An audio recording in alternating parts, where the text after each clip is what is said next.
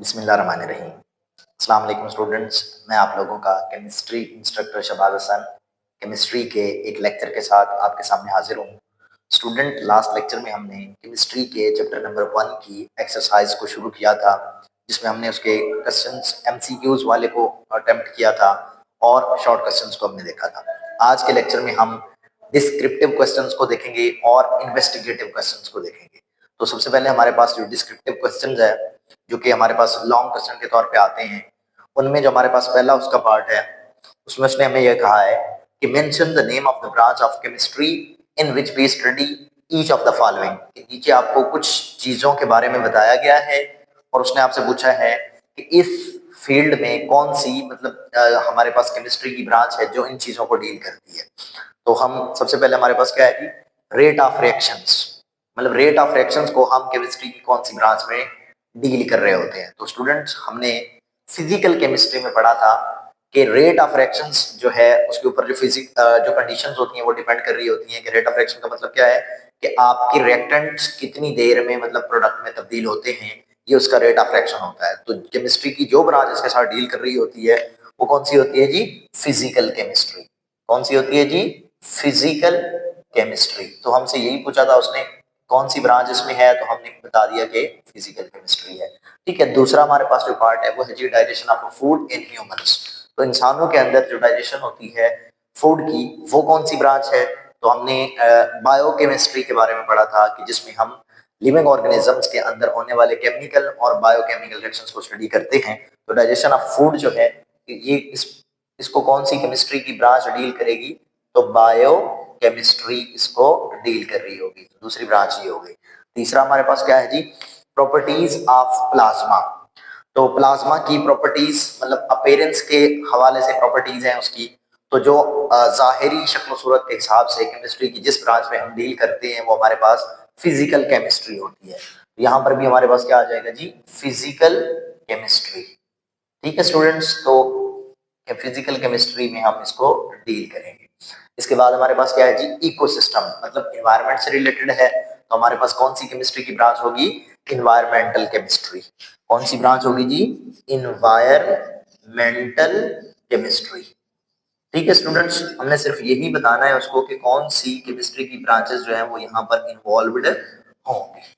ठीक है, इसके बाद हमारे पास जो लास्ट वन है, सेकंड लास्ट है, reaction takes place during the fireworks. कि हमारे जो दिमाग खेज मवाद होता है, ठीक है, या आतिशबाजी का जो सामान होता है उसमें जो रिएक्शंस टेकिंग प्लेस होते हैं उसको कौन सी केमिस्ट्री की ब्रांच डील कर रही होती है? तो वो हमारे पास इनऑर्गेनिक केमिस्ट्री यहाँ पर इन्वॉल्व होती है। कौन सी केमिस्ट्री इन्वॉल्व होती है जी? इनऑर्गेनिक। इनऑर्गेनिक केमिस्ट्री यहाँ पर इन्वॉल्व होती है। तो ये हमारे पास 5 पार्ट हो गए। इसके बाद लास्ट वाला है जी measurement of the absorption of the wavelength with the help of the ultraviolet spectrometer. कि हम अल्ट्रावायलेट स्पेक्ट्रोमीटर की मदद से हम जो पैमाइश करते हैं वेवलेंथ की, ऑब्जर्प्शन की, तो ये केमिस्ट्री की कौन सी ब्रांच में आ रहा है? ठीक है, तो ये भी किस में आता है जी? फिजिकल केमिस्ट्री में हम इसको भी डील कर रहे होते हैं। कौन सी केमिस्ट्री की ब्रांच यहाँ पर भी इन्वॉल्व होती है जी? Physical chemistry. तो ये हमारा पहला डिस्क्रिप्टिव क्वेश्चन था जिसमें उसने हमसे पूछा था कि ये चीजें हैं, तो ये कौन सी फील्ड में जो है ना वो डिस्कस की जाती हैं, या कौन सी फील्ड में केमिस्ट्री की इनको स्टडी किया जाता है। इसके बाद हमारे पास जो दूसरा हमारा लॉन्ग क्वेश्चन है वो है एलोट्रोपिक फॉर्म्स, और साथ में उसने पूछा है कि एलोट्रोपिक फॉर्म ऑफ कार्बन को बयान करें, एलोट्रोपिक फॉर्म ऑफ सल्फर को बयान करें। ठीक है, और किस तरह से हमारे पास जो है ना डिफरेंस होता है डायमंड और कोल में। तो एलोट्रोपिक फॉर्म का हमने एक पूरा लॉन्ग क्वेश्चन स्टडी किया था जो कि हमारी बुक के पेज नंबर 12 के ऊपर है। सबसे पहले आपने एलोट्रोपिक की डेफिनेशन लिखनी है, फिर आपने उसको मजीद एक्सप्लेन करना है। कार्बन के जो एलोट्रोपिक फॉर्म्स हैं, ठीक है, डायमंड है, ग्रेफाइट है, ग्रेफीन है, इस तरह से उनको डिस्कस करेंगे। फिर सल्फर की है, रोहम्बिक होता है, मोनोक्लिनिक होता है, उनको डिस्कस करना है। पूरे का पूरा एक लॉन्ग क्वेश्चन आपके पास पेज नंबर 12 के ऊपर है।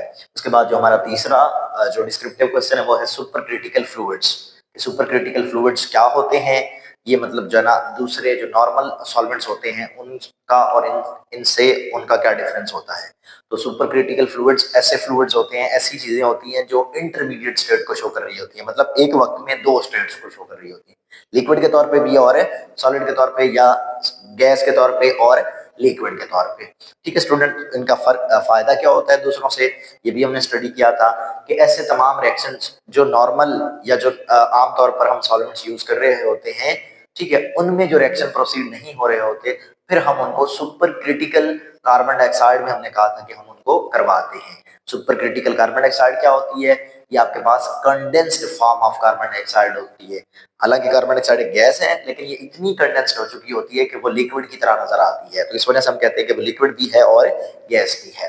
तो इसका जो पेज नंबर 9 के ऊपर ये पूरा एक लॉन्ग क्वेश्चन के तौर पे आपने इसको याद करना है, आपकी बुक के पेज नंबर 9 पे ये डिस्कस किया गया है। इसके बाद आपके पास सॉल्युबिलिटी है, सॉल्युबिलिटी क्या होती है, ठीक है, और सॉल्युबिलिटी के ऊपर टेम्परेचर के क्या असरात होते हैं। तो 100 ग्राम सॉल्वेंट में कितना सोल्यूट हल होता है, ये उस सोल्यूट की सॉल्युबिलिटी है। और फिर हमने स्टडी किया था कि टेम्परेचर बढ़ाएं तो कुछ सोल्यूट ऐसे हैं जिनकी सॉल्युबिलिटी बढ़ जाती है, और कुछ सोल्यूट ऐसे हैं जिनकी सॉल्युबिलिटी कम हो जाती है, और कुछ सोल्यूट्स ऐसे हैं जिनकी सॉल्युबिलिटी के ऊपर कोई असर नहीं पड़ता है। तो ये आपके पास एक पूरा लॉन्ग क्वेश्चन है, पेज नंबर 15 के ऊपर आपकी बुक में ये मेंशन्ड है। ठीक है, इससे अगला सवाल आपके पास है जी, movement presents in the gaseous and the liquid molecules. Liquid molecules और गैसियस मॉलिक्यूल्स में कौन कौन सी मूवमेंट्स पाई जाती हैं। ठीक है, तो गैस के जो मॉलिक्यूल्स हैं वो आपके पास ट्रांसलेशनल मोशन शो कर रहे होते हैं, ट्रांसलेशनल मोशन भी शो कर रहे होते हैं, ठीक है, रोटेशनल मोशन भी शो कर रहे होते हैं, रोटेशनल, ठीक है, और वाइब्रेशनल मोशन भी शो कर रहे होते हैं। ये दोनों में होती है, मतलब ये लिक्विड के मॉलिक्यूल्स भी ट्रांसलेशनल मोशन को भी शो करते हैं, ठीक है, रोटेशनल मोशन को भी शो करते हैं और वाइब्रेशनल मोशन को भी शो करते हैं। फर्क क्या है दोनों में? आपके पास जो लिक्विड के मॉलिक्यूल्स हैं वो भी इनको शो करते हैं, लेकिन उनकी जो मूवमेंट की स्पीड होती है वो कम होती है as compare to the gaseous, लेकिन सॉलिड से ज्यादा होती है। अब ये इनकी जो स्पीड है वो क्यों एक दूसरे से ज्यादा है, मतलब गैसेस की सबसे ज्यादा मूवमेंट है, पार्टिकल्स जो गैस के हैं उनकी ज्यादा तेजी के साथ वो मूव करते हैं। क्यों? क्योंकि इनमें सबसे कम वीक इंटरमॉलिक्यूलर फोर्स पाई जाती है। इसके बाद नंबर आता है लिक्विड का, तो लिक्विड के मॉलिक्यूल्स के दरमियान भी इंटरमॉलिक्यूलर फोर्स जो है वो गैसेस से तो ज्यादा होती है लेकिन सॉलिड से कम होती है। तो इस वजह से ये इस तरह की वाइब्रेशन जो है ना मोशंस को शो कर रहे होते हैं। लेकिन जो सॉलिड होते हैं वो सिर्फ वाइब्रेटरी मोशन शो करते हैं, अपनी ही जगह पर, मतलब जो है ना अप एंड डाउन मूव करते हैं। ठीक है, जिस तरह से एक मोबाइल वाइब्रेट कर रहा होता है, तो मोबाइल हमारे पास जो है वो एक सॉलिड स्टेट में। तो उसने पूछा था कि मूवमेंट जो होती है लिक्विड मॉलिक्यूल्स और गैसेस मॉलिक्यूल्स में, हमने बता दिया कि गैसेस के जो मॉलिक्यूल्स हैं वो भी और लिक्विड के जो मॉलिक्यूल्स हैं वो भी ट्रांसलेशनल मोशन को भी शो करते हैं, रोटेशनल मोशन को भी शो करते हैं और वाइब्रेशनल मोशन को भी शो करते हैं। मतलब अगर हम सिंपली कहें तो मतलब दे शो द रैंडम मोशन, जिसको हम ब्राउनियन मोशन भी कहते हैं। ठीक है, इसके बाद हमारे पास जो अगला सवाल है वो differentiate between the organic and inorganic molecules या इनऑर्गेनिक केमिस्ट्री।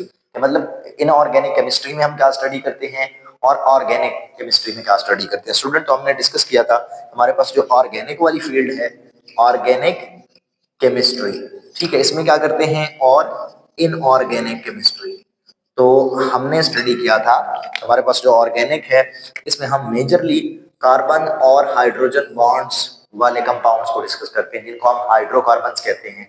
ठीक है, मतलब ऐसे तमाम कंपाउंड जिनमें कार्बन हाइड्रोजन इकट्ठा होगा उनको हम हाइड्रोकार्बन्स कहते हैं, और उनकी जो स्टडी जिस ब्रांच में की जाती है वो हमारे पास ऑर्गेनिक केमिस्ट्री होती है। ऐसे तमाम कंपाउंड जिनमें कार्बन और हाइड्रोजन इकट्ठे नहीं होते हैं, तो उन तमाम कंपाउंड्स की जो स्टडी होती है वो हमारे पास इनऑर्गेनिक केमिस्ट्री में करते हैं। इसमें होते कौन कौन से हैं? अगर ये नहीं होते तो इसमें एसिड्स, ठीक है, बेसिस एंड साल्ट्स, कि इनकी हम स्टडी जो है ना वो इनऑर्गेनिक केमिस्ट्री में कर रहे होते हैं, और कार्बन कंटेनिंग कंपाउंड जो होते हैं जिनको हम हाइड्रोकार्बन्स कहते हैं उनकी स्टडी हम ऑर्गेनिक केमिस्ट्री के अंदर कर रहे होते हैं। ठीक है स्टूडेंट्स, तो ये हमारे पास हमारे जो डिस्क्रिप्टिव क्वेश्चंस थे 6 के 6 क्वेश्चंस वो मैंने आपको एक्सप्लेन कर दिए। इसके बाद हमारी बुक के एंड पे 2 क्वेश्चन दिए गए हैं, उनमें हमारे पास क्या है जी, इन्वेस्टिगेटिव क्वेश्चंस हैं। उनमें सबसे पहले उसने कहा है कि आप क्रिस्टलाइजेशन के मेथड के जरिए से बयान करें कि किस तरह से आप पोटाशियम नाइट्रेट को क्रिस्टलाइज कर सकते हैं, प्योरीफाई कर सकते हैं। ठीक है, तो हमने करना क्या है कि हमारे पास जो पोटाशियम नाइट्रेट है KNO3, इसका आपने क्या करना है, सुपर सैचुरेटेड सॉल्यूशन बनाना है। सुपर सैचुरेटेड सोल्यूशन अगर हमारे पास है, ठीक है, सुपर सैचुरेटेड सोल्यूशन का मतलब क्या है कि आपने इसको मिक्स किया है पानी के अंदर, ठीक है, कि जितना ये हल हो सकता था उससे भी ज्यादा आपने हल करवा दिया है। मतलब आपने टेम्परेचर बढ़ाकर या टेम्परेचर को कम करके जो भी कंडीशन आपने दी है उसमें आपने कंडीशन को चेंज करके जितना ये एक इसमें एक मतलब हद है कि हल होगा उससे भी हमने ज्यादा हल करवा दिया। तो वो हमारे पास कौन सा हो गया जी? Super saturated solution. ठीक है, सुपर सैचुरेटेड सोल्यूशन हमने बना लिया इसका पानी के साथ। फिर हमने क्या करना है, इसको कूल करना है, ठंडा करना है। ठीक है, इसको क्या करना है जी? ठंडा करना है। जैसे ही हम इसका मतलब टेम्परेचर कम करेंगे, पहले हमने टेम्परेचर बढ़ाया था तो ये इसमें जितना हल होना था उससे भी ज्यादा हल हो गया। अब आप क्या करेंगे, उसको अलाउ करेंगे, उसको ठंडा करेंगे। तो जब आप ठंडा करेंगे तो जितना उसमें हल हो सकता था वो तो उसके अंदर हल रहेगा, जितना हमने ज्यादा उसमें जो ना हल करवाया था वो ऊपर क्रिस्टल्स की शक्ल में प्रेसिपिटेट ऊपर जो है ना इकट्ठे हो जाएंगे। ठीक है, क्रिस्टल्स की शक्ल में हमारे पास पोटाशियम नाइट्रेट जो है ना वो ऊपर आ जाएगा। जैसे हमारे पास जो हम आपने देखा होगा बाजारों के अंदर जलेबी बना रहे होते हैं, ठीक है, तो उसके ऊपर आपने देखा होगा जहां पर वो मिठास डाल रहे होते हैं, मीठा जो होता है उसके अंदर डालते हैं तो वो ऊपर एक लेयर बन जाती है। जैसे ही वो ठंडा होता है हमारा जो मिठास वाला जो है ना हमने शोरा बनाया होता है या जो भी शीरा वगैरह बनाया होता है वो ऊपर आ जाता है। ठीक है, तो इसमें भी ऐसे ही होता है। उसने भी यही कहा था कि किस तरह से आप उसको प्योरीफाई करते हैं। तो जब आप उसका सुपर सैचुरेटेड सोल्यूशन को ठंडा करेंगे तो जो सैचुरेटेड कंडीशन है वो नीचे रह जाएगी और जो ज्यादा उसमें हल हुआ था वो ऊपर आ जाएगा। तो इस तरह से आप उसको अलग कर लेंगे, मतलब आप पोटाशियम नाइट्रेट को प्योरीफाई कर लेंगे। तो इस तरह से हम क्या करते हैं जी, पोटाशियम नाइट्रेट की प्योरीफिकेशन करते हैं। ठीक है, इसके बाद आपके पास जो दूसरा इन्वेस्टिगेटिव क्वेश्चन है वो है ग्राफीन। ग्राफीन को आप इलेक्ट्रॉनिक्स में यूज करते हैं तो किस किस मकसद के लिए यूज करते हैं? पहले तो हमें पता होना चाहिए कि ग्राफीन एक्चुअली में है क्या। ये कार्बन की एक एलोट्रोपिक फॉर्म है, ये बहुत हार्ड होती है, ठीक है, लाइट एंड वेट होती है, ठीक है, फ्लेक्सिबल होती है।